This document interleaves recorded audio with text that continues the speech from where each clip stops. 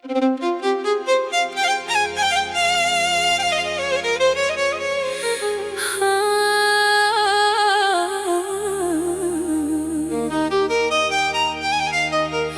trecut prin multe, am plâns, am căzut, m-am ridicat, dar Dumnezeu nu m-a lăsat. Și astăzi, când privesc în urmă, îi mulțumesc pentru tot ce-am devenit. Am pătimit în viața asta, am dus dureri ascunse în mine.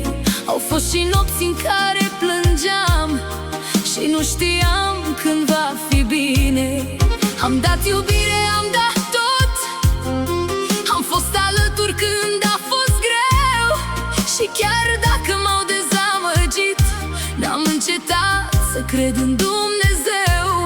Au fost oameni care m-au rănit, au fost prieteni care m-au trădat, dar timpul mi-a arătat încet cine a fost adevărat. Am trecut prin viață și n-am renunțat, am plâns, am suferit, dar m-am ridicat. Cu Dumnezeu alături am mers înainte și-am strâns în suflet amintiri sfinte.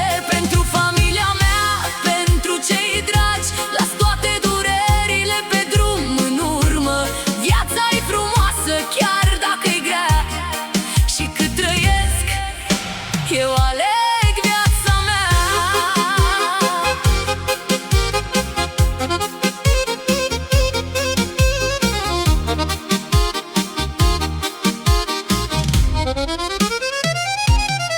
M-am bucurat de fiecare realizare, chiar dacă am muncit din greu pentru ea.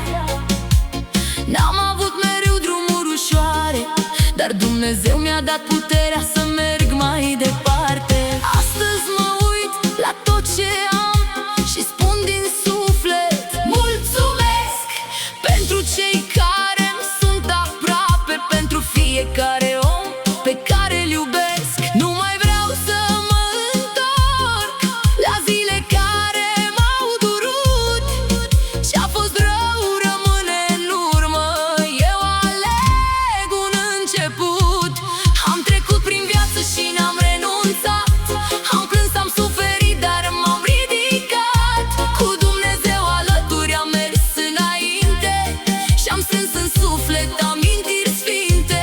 Pentru familia mea, pentru cei dragi, las toate durerile pe drum în urmă.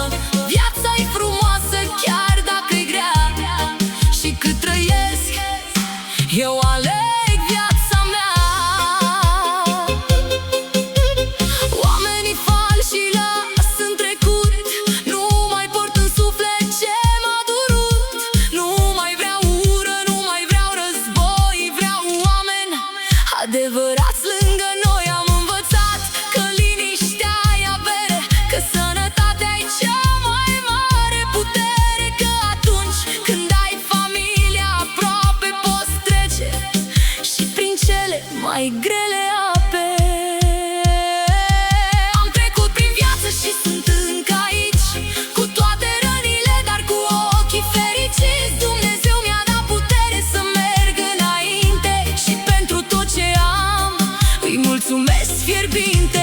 Familia mea, iubirea mea, sunt tot ce contează în viața mea. Iar oamenii falși las în trecut, eu aleg să trăiesc și să iubesc mai mult.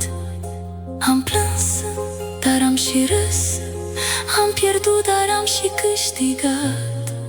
Am suferit, dar Dumnezeu m-a ridicat. Și astăzi spun din toată inima, viața este frumoasă și eu merg înainte.